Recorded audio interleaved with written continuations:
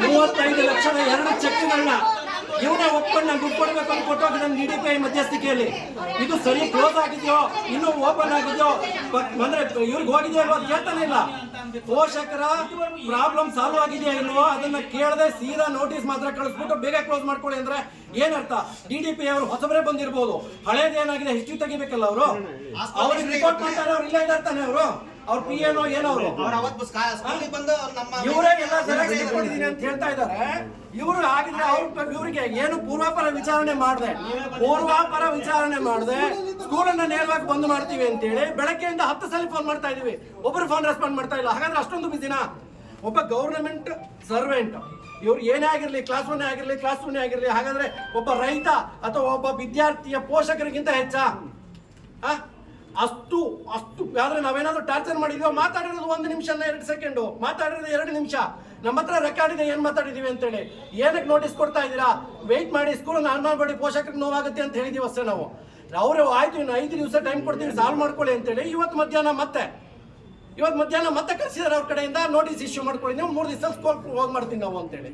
ಇವರೆಲ್ಲ ಹೊಂದ್ಕೊಡದೆ ಇವ್ರು ಲಂಚ ಇಸ್ಕೊಂಡಿಲ್ಲ ಅಥವಾ ಇವ್ರು ಅದರಲ್ಲಿ ತುಂಬಾ ಮಾಡ್ಕೊಂಡಿಲ್ಲ ಅಂತಾದ್ರೆ ಹೀಗೆ ಅಚಾನಕ್ ಆಗಿ ಸಡನ್ ಆಗಿ ಒಪ್ಕೊಂಡ ನಂತರ ಮತ್ತೆ ಯಾಕೆ ತಿರುಗಿ ಬೀಳ್ತಾರೆ? ಮತ್ತೆ ಯಾಕೆ ಮೋಸ ಮಾಡ್ತಾರೆ? ನಾವೇನ್ ಹೇಳ್ತಿದ್ವಿ, ಈಗ ಲೀಸ್ ಕ್ಯಾನ್ಸಲ್ ಆಗಿದೆಯಲ್ಲ, ಸೊ ಲೀಸ್ ನಿಮ್ಮಂದ್ರೆ ಇರಲ್ಲ, ಅದು must and should permission school ನಡೆಸಕ್ಕೆ ಹೆಂಗ್ ಪರ್ಮಿಷನ್ ಇರುತ್ತೋ ಅದೇ ರೀತಿ ಜಾಗಕ್ಕೂ ಮಸ್ಟ್ ಅಂಡ್ ಶುಡ್ ನಿಮ್ಮ ಹತ್ರ ಪರ್ಮಿಷನ್ ಇರಬೇಕು.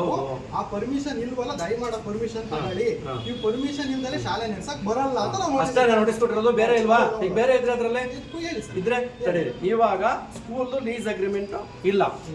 ಈಗ ಸ್ಕೂಲಲ್ಲಿ ಸುರೇಶ್ ಏನ್ ನಿಮಗೆ ಕಂಪ್ಲೇಂಟ್ ಕೊಟ್ಟಿದ್ದೀರಲ್ಲ, ಉಲ್ಲೇಖ ಮಾಡಿದಿರಲ್ವಾ, ಅವನು ಅದರಲ್ಲಿ ಈಗಲೂ ಡೈರೆಕ್ಟ್ ಅವನ ಹೆಸರು ಪ್ರಾಪರ್ಟಿ ಇದೆ. 1 ನಿಮಿಷ ಕಂಪ್ಲೀಟ್ ಮಾಡ್ತೀನಲ್ಲ. ನೀವು ಕೇಳಿಸ್ಕೊಂಡಾಯ್ತು, ನಾನು ಹೇಳಿದ್ ನೀವು ಕೇಳ್ಬೇಕು. ಈಗ ನೀವು ಹೇಳಿದ್ ಪೂರ್ತಿ ಕೇಳಿಸ್ಕೊಂಡೆ, ನಾನು ಹೇಳಿದ್ ನೀವು ಕೇಳ್ಬೇಕು. ಈಗಲೂ ಹಾಲಿ ಅದ್ರ ಓನರ್, ಅದ್ರ ಮೇಲೆ 3.5 ಕೋಟಿ ಸಾಲ ಇದೆ. ಹೌದು, ಜಾಗದ ಓನರು ನಾನು ಹೇಳ್ತಾ ಇದ್ದೀನಿ, ಬಿಲ್ಡಿಂಗ್ ಓನರು. ಅದ್ರ ಮೇಲೆ 3.5 ಕೋಟಿ ಕ್ಲಿಕ್ಸ್ ಸಾಲ ಇದೆ. ಆಯ್ತಾ? 3.5 ಕೋಟಿ ಇವ್ರ ದುಡ್ಡಿದೆ. ಆ ಪ್ರಾಪರ್ಟಿ ವ್ಯಾಲ್ಯೂ ಅಷ್ಟಿಲ್ಲ. ಇವನು ಇವಾಗ ನೀವು ಆಯ್ತು ನಿಮಗೆ ಮಾಡ್ಕೊಡ್ತೀನಿ ಅಂದ್ರೆ ಪ್ರಕಾಶ್ ಅವ್ರಿಗೆ ಮಾಡ್ಕೊಡ್ತೀನಿ ಅಂದ್ಬಿಟ್ಟು ಲೀಸ್ ಅಗ್ರಿಮೆಂಟ್ ಮಾಡ್ಕೊಂಡು, ಹೌದು ಹೇಳ್ತೀನಿ, ಇದು ಸೇಲ್ ಅಗ್ರಿಮೆಂಟ್ ಮಾಡ್ಕೊಂಡು ಸೇಲ್ ಡೀಡ್ ಮಾಡ್ಕೊಡ್ದೆ, ಕ್ರಯ ಮಾಡ್ಕೊಡ್ದೆ, ಇನ್ನೂ ಜಾಸ್ತಿ ದುಡ್ಡಿಗೆ ಬ್ಲಾಕ್ ಮೇಲ್ ಮಾಡ್ತಾ ಇರುವಾಗ, ಸೇಲ್ ನಿಮ್ಗೆ ಲೀಸ್ ಅಗ್ರಿಮೆಂಟ್ ಮಾಡಕ್ ಬರಲ್ಲ, ಒಪ್ಕೊಂಡೆ. ಇದು ಪರಿಸ್ಥಿತಿ. ಹಾಗಿದ್ದಾಗ ಅವ್ನು ಬಂದು ನಿಮ್ಮ ಹತ್ರ ಕಂಪ್ಲೇಂಟ್ ಮಾಡಿದಾಗ ನೀವು ಅವನಲ್ಲಿ ಡೈರೆಕ್ಟ್ ಇದಾನೆ ಇಲ್ವಾ ಕೇಳಿದ್ರ? ಈ ಡೈರೆಕ್ಟರ್ ಕರ್ಸ ನೀವು ನೋಟಿಸ್ ಇಶ್ಯೂ ಮಾಡ್ಲಿಕ್ಕೆ ಎನ್ಕ್ವೈರಿ ಮಾಡ್ಬೇಕು ಸರ್ ನೀವು.